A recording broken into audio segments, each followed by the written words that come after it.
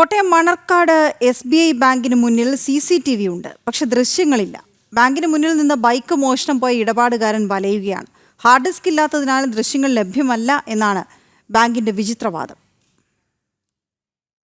May 3 വൈകിട്ട് 7:15 മണർക്കാട് സ്വദേശി Pradeep Kumar ATM ഉപയോഗിക്കുന്നതിന് വേണ്ടി മണർക്കാട് SBI ബാങ്കിന് മുന്നിലെത്തിയത്.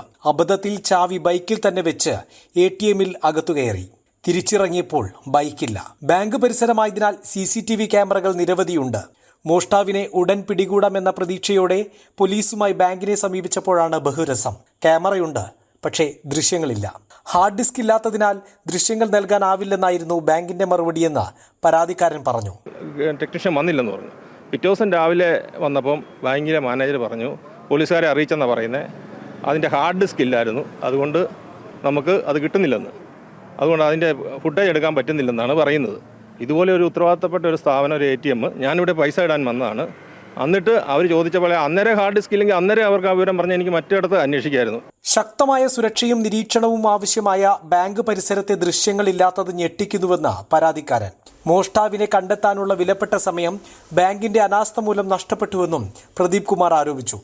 സാങ്കേതിക പ്രശ്നങ്ങൾ മൂലം ബാങ്കിൽ നിന്നുള്ള ദൃശ്യങ്ങൾ ലഭിച്ചിട്ടില്ലെന്ന് മണർക്കാട് പോലീസ് വ്യക്തമാക്കി. സമീപത്തെ മറ്റ് വ്യാപാര സ്ഥാപനങ്ങളിലെ CCTV ദൃശ്യങ്ങൾ തേടുകയാണ് പോലീസ്.